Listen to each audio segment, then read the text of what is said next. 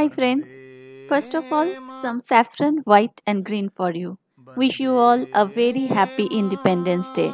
May we all can do our tiny bit for our country. Now going straight into today's topic, fern care and propagation.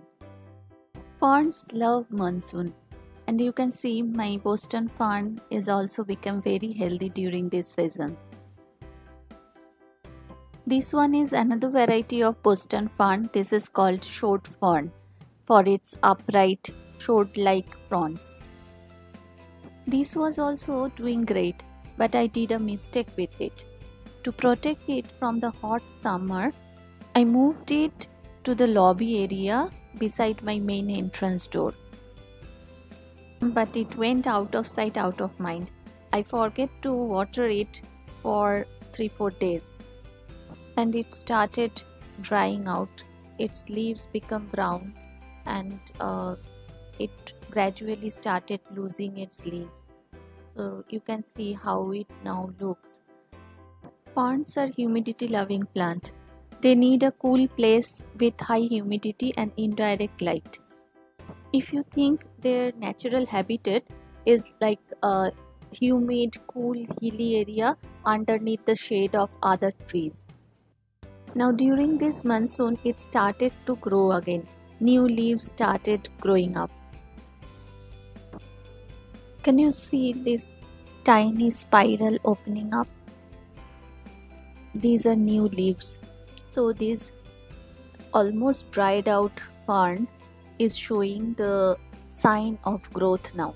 Now I will repot this fern and I will propagate this fern by division of root.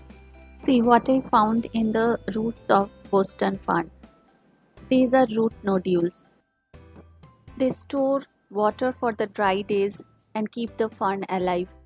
Amazing survival mechanism, isn't it? Now you can see the clear division in this plant, right?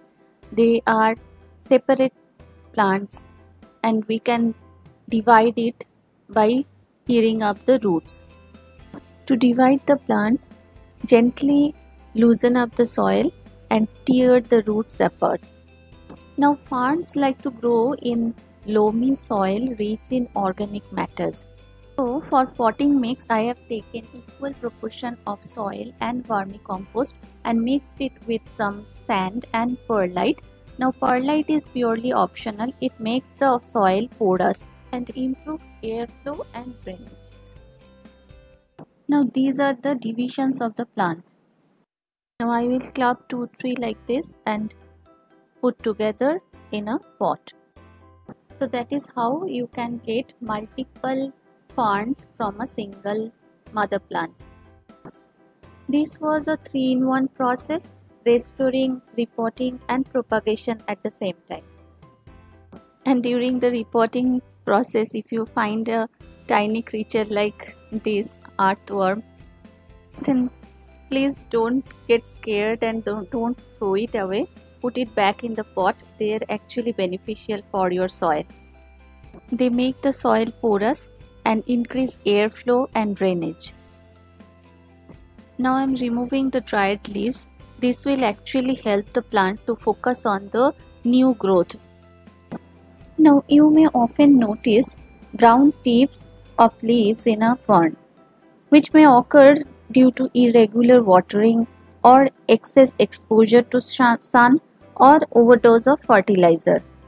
Now you can just trim off the brown parts to make it green again and control the situation. Hope this video was helpful, and if you have any specific question or suggestion regarding fern care, please let me know in the comment section below, and please subscribe to Plantify.